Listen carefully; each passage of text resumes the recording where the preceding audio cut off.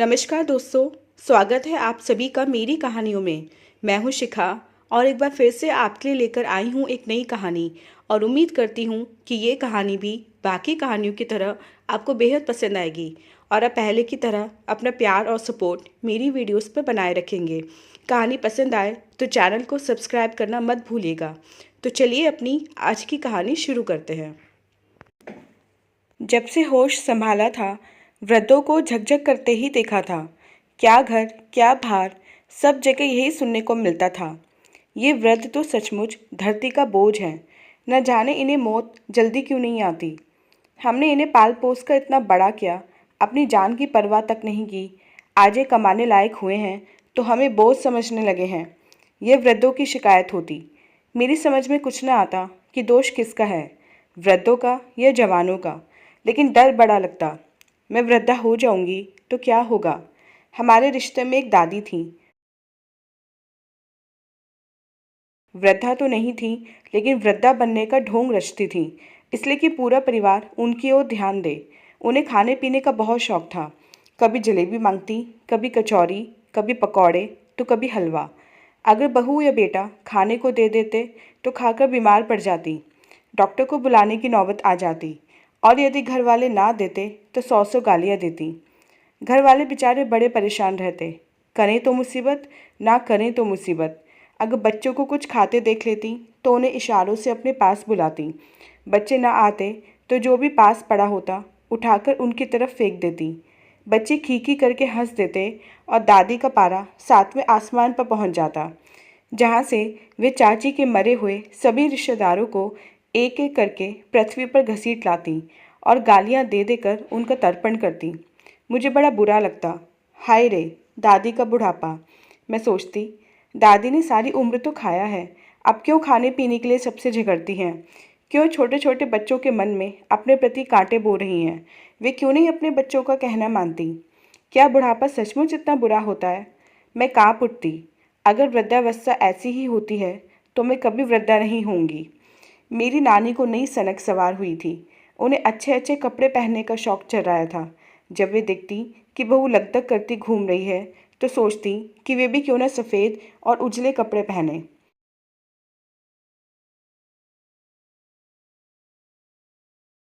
वे सारा दिन चारपाई पर बैठी रहती, आते जाते को कोई न कोई काम कहती ही रहती। जब भी मेरी मामी बाहर जाने को होती तो नानी को न जाने क्यों कलेजे में दर्द होने लगता। नतीजा यह होता कि मामी को रुकना पड़ जाता। मामी अगर भूल से कभी ये कह देती, आप उठकर थोड़ा घूमा फिरा भी करो, भाजी ही काट दिया करो या बच्चों को दूध नाश्ता दे दिया करो। इस तरह थोड़ा बहुत चलने और काम करने से आपके हाथ पांव अकड़ने नहीं पाएंगे, तो घर में क़यामत आ जाती। हाँ हाँ, मेरी हड्डियों को भी मत छोड़ना। काम हो सकता तो तेरी मोहताज क्यों होती। मुझे क्या शौक़ है कि तुमसे 4 बातें सुनूं। तेरी माँ थोड़ी हूँ जो तुझे मुझसे लगाव होता। मामी बेचारी चुप रह जाती। नौकरानी जब गर्म पानी में कपड़े भिगोने लगती तो कराहती हुई नानी के शरीर में न जाने कहाँ से ताकत आ जाती। वे भागकर वहाँ जा पहुँचती और सबसे पहले अपने कपड़े धुलवाती। यदि कोई बच्चा उन्हें दुलार करने जाता तो उसे दूर से ही दुत्कार देती। चल हट, मुझे नहीं अच्छा लगता ये लाड़, सर पर ही चढ़ा जा रहा है। जा अपनी माँ से लाड़ कर। मामी को यह सुनकर बुरा लगता। मामी और नानी दोनों में चकचक हो जाती। नानी का बेटा समझाने आता तो वे तपाक से कहती, बड़ा आया है समझाने वाला, अभी तो मेरा आदमी जिंदा है। अगर कहीं तेरे सहारे होती तो तू बीवी का कहना मान कर मुझे तो कौड़ी का भी न रहने देता। मेरी नानी से सभी बहुत परेशान थे। मैं तो डर के मारे कभी नानी के पास जाती ही नहीं थी। मुझे देखते उनके मुंह से जो स्वर निकलते वे मैं तो क्या, मेरी माँ भी नहीं सुन सकती थी। कहती, बेटी को जरा संभाल कर रख, कमबख्त, न छाती ढकती है न दुपट्टा लेती है, क्या खजूर की तरह बढ़ती जा रही है। बड़ी जवानी चढ़ी है, न शर्म न हया। बस इसी तरह वृद्धों को देख देख कर मेरे कोमल मन में वृद्धावस्था के प्रति भय समा गया था। वृद्धों को प्यार करो तो चैन नहीं, उनसे ना बोलो तो भी चैन नहीं। बीमार पड़ने पर उन्हें पूछने जाओ तो सुनने को मिलता, देखने आए हो अभी जिंदा हूँ या मर गया। उन्हें किसी भी तरह संतोष नहीं। हमारे पड़ोस वाले बाबा जी का तो और भी बुरा हाल था। वे 12 बजे से पहले कुछ नहीं खाते थे। बेचारी बहू उनके पास जाकर पूछती, बाबा खाना ले आऊँ। यशवंत खा गया क्या। वे पूछते। नहीं, 1 बजे आएंगे, बहू उत्तर देती। अरे तो मैं क्या उससे पहले खा लूँ? मैं क्या भुक्कड़ हूँ? तुम लोग सोचते हो मैंने शायद ज़िंदगी में कभी खाना नहीं खाया। बड़े आए हैं मुझे खाना खिलाने वाले। मेरे यहाँ 10 नौकर पलते थे, तो मुझे क्या खाना खिलाओगे? बहू बेचारी मुंह लटकाए आंसू पोंछती हुई चली जाती। कुछ दिन ठीक निकल जाते। बेटे के साथ बाबा खाना खाते, फिर न जाने क्या होता, चिल्ला उठते। खाना बना कि नहीं? बस ला रहा हूँ बाबा, मैं अभी तो आया हूँ, बेटा प्यार से कहता। हाँ हाँ, अभी आया है, मैं सब समझता हूँ, तुम मुझे भूखा मार डालोगे। अरे मैंने तुम लोगों के लिए न दिन देखा न रात, सब कुछ तुम्हारे लिए जुटाता रहा। आज तुम्हें मेरी 2 रोटियां भारी पड़ रही हैं। मेरे किए कराए को तुम लोगों ने भुला दिया है, बीवियों के गुलाम हो गए हो। फिर तो चुन चुन कर उन्हें ऐसी गालियाँ सुनाते कि सुनने वाले भी कानों में उंगली लगा लेते। बेटे बहू क्या, वे तो अपनी पत्नी को भी नहीं छोड़ते थे। उनके पांव दबाते दबाते बेचारी कभी ऊँग जाती तो कयामत ही आ जाती। बच्चे कभी घर का सौदा लाने को पैसे देते तो अपने लिए सिगरेट की डब्बियाँ ही खरीद लाते। न जाने फिर मौका मिले कि नहीं। सिगरेट उनके लिए जहर थी। बच्चे मना करते तो तूफान आ जाता। यह वृद्धावस्था सचमुच ही बड़ी बुरी है। मालूम नहीं लोगों की उम्र इतनी लंबी क्यों होती है। अगर उम्र लंबी ही होनी हो तो उनमें कम से कम सामंजस्य स्थापित करने की तो बुद्धि होनी चाहिए। अगर मेरी भी उम्र लंबी हुई तो क्या मैं भी अपने घर वालों के लिए सनकी हो जाऊंगी? क्या मैं अपनी मिट्टी स्वयं ही पलीत करूंगी? हमेशा यही सोच सोच कर मैं अपनी सुंदर जवानी को भी घुन लगा बैठी थी। बार बार यही ख्याल आता, जवानी तो थोड़े दिन ही अपना साथ देती है और हम जवानी में सबको खुश रखने की कोशिश भी करते हैं, लेकिन ये कमबख्त वृद्धावस्था आती है तो मरने तक पीछा नहीं छोड़ती। फिर अकेली भी तो नहीं आती, अपने साथ 2500 बीमारियां लेकर आती है। सबसे बड़ी बीमारी तो यही है कि वह आदमी को झक्की बना देती है। इसी तरह अपने सामने कितने ही लोगों को वृद्धावस्था में पाँव रखते देखा था। सभी तो झक्की नहीं थे, उनमें से कुछ संतोषी भी तो थे, पर कितने? बस गिने चुने ही। कुछ बच्चों की तरह ज़िद्दी थे तो कुछ सठियाए हुए भी। देख देख कर यही निष्कर्ष निकाला था कि कुछ वृद्ध कैसे भी हों, अपने को तो समय से पहले ही सावधान होना पड़ेगा। बाकी वृद्धों के जीवन से अनुभव लेकर अपने आप को बदलने में ही भलाई है। कहीं ऐसा न हो कि अपने बेटे ही कह बैठें, वाह माँ, और लोगों के साथ तो व्यवहार में हमेशा ममतामयी बनी रही, हमारे परिवार वाले ही क्या ऐसे बुरे हैं जो मुंह फुलाए रहती हो। लीजिए साहब, जिस बात का डर था वही हो गई। वह तो बिना दस्तक दिए ही आ गई। हमने शीशे में झांका तो वह हमारे सिर में झांक रही थी। दिल धड़क उठा। हमने बिना किसी को बताए उसे रंग डाला। मैंने तो अभी पूरी तरह उसके स्वागत की तैयारी ही नहीं की थी। स्वभाव से तो हम चुस्त थे ही, इसलिए हमारे पास उसके आने का किसी को पता ही नहीं चला। लेकिन कई रातों तक नींद नहीं आई, दिल रह रह कर कांप उठता था। अब हमने सब पर अपनी चुस्ती का रौब जमाने के लिए अपने काम की मात्रा बढ़ा दी। जो काम नौकर करता था उसे मैं स्वयं करने लगी। डर था ना, कोई यह न कह दे क्या वृद्धों की तरह सुस्त होती जा रही हो। ज़्यादा काम करने से थकावट महसूस होने लगी। सोचा कहीं ऐसा न हो अच्छे खासे व्यक्तित्व का ही भुर्ता बनकर रह जाए। फिर तो व्यक्तित्व का जो थोड़ा बहुत रौब है वह भी छूमंतर हो जाएगा। क्यों न कोई और तरकीब सोची जाए। कम से कम व्यक्तित्व तो ऐसा होना चाहिए कि किसी के बाप की भी हिम्मत ना हो कभी हमें वृद्धा कहने की। अब मैंने व्यायाम की कई किताबें मंगवाकर पढ़नी शुरू कर दी। एक किताब में लिखा था, कसरत करने से वृद्धावस्था जल्दी नहीं आती और काम करने की शक्ति बढ़ जाती है। गुस्सा भी अधिक नहीं करना चाहिए। बस मैंने कसरत करनी शुरू कर दी।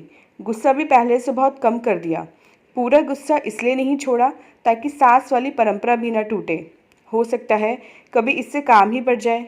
ऐसा न हो छोड़ दिया और कभी ज़रूरत पड़ी तो बुलाने पर भी ना आए। फिर क्या होगा? परंपरा है ना, अपनी सास से झिड़की खाओ और जब सास बनो तो अपनी बहू को 20 बातें सुनाकर अपना बदला पूरा कर लो। फिर मैंने तो कुछ ज़्यादा ही झिड़कियाँ खाई थीं, क्योंकि हमें दोनों लड़कों को डांटने की आदत नहीं थी। यही ख्याल आता था, अपने कौन से 10-20 बच्चे हैं, ले देकर 2 ही तो लड़के हैं। अब इन पर भी गुस्सा करें तो क्या अच्छा लगेगा? फिर नौकर तो हैं ही, उन पर कसरत तो पूरी हो ही जाती है। मेरे बच्चे अपनी दादी से जरा अधिक ही हिलमिल जाते थे। यही हमारी सास को पसंद नहीं था। एक उनका चश्मा छिपा देता तो दूसरा उनकी चप्पल। ये सारा दोष मुझ पर ही थोपा जाता। बच्चों को जरा भी तमीज़ नहीं सिखाई कि कैसे बड़ों की इज्जत करनी चाहिए। देखो तो सही कैसे बाज की तरह झपटते हैं, न दिन को चैन है न रात को नींद। कम वक्त खाना भी हराम कर देते हैं। और जो कुछ वे बच्चों को सुनाती थीं वह इशारे में मेरी ओर होता था। कैसी फूहड़ है तुम्हारी माँ जो तुम्हें इस तरह खुला छोड़ देती है। मेरी समझ में ये कभी नहीं आया, ना ही पूछने की हिम्मत हुई कि खुला छोड़ने से आपका क्या मतलब है, क्योंकि इंसान का बच्चा तो पैदाइश से लेकर वृद्धावस्था तक खुला ही रहता है। हाँ, गाय भैंस के बच्चे की बात अलग है। तो साहब मुसीबत आ ही गई।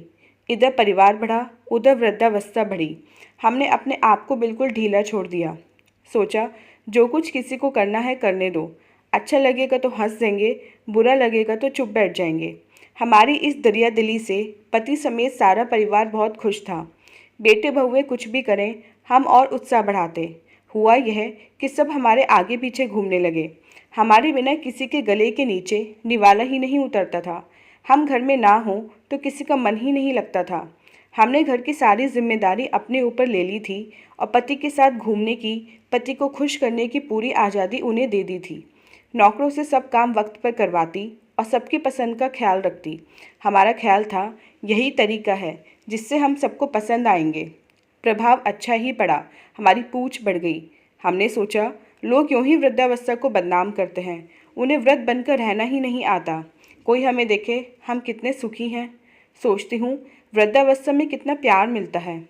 कमबख्त 10 साल पहले क्यों नहीं आ गया। हमारे व्यवहार और नीति से हमारे बेटे बेहद खुश थे। वे बाहर जाते तो अपनी बीवियों को कहकर जाते, अजी सुनती हो, माँ को अब आराम करने दो, थक जाएंगी तो तबीयत बिगड़ जाएगी, माँ को फलों का रस जरूर पिला देना। और हमारी बहुएं सारा दिन हमारी वह देखभाल करती कि हमारा मन गदगद हो जाता। सोचती हमारी सास भी अपनी आंखों से देख लेती कि फूहड़ बहू सास बनकर कितनी सुघड़ हो गई है। हमारा परिवार बढ़ने लगा। हमने सोचा अब फिर समय है मोर्चा जीतने का। अपनी बढ़ती वृद्धावस्था को बलाए ताक रखकर हमने फिर से अपनी मोर्चाबंदी संभाल ली। बहू से कहती मेहनत कम करो, अपना ख्याल अधिक रखो। थोड़ा नौकरों को डांटती, थोड़ा बेटे को समझाती।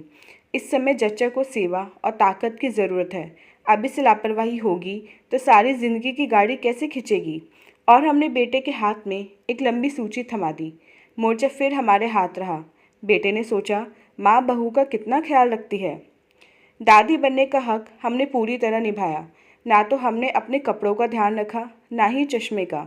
गीता हम इसलिए नहीं पढ़ते थे कि असली गीता पाठ तो यही है। सारा परिवार हमारे कर्मों से खुश रहे।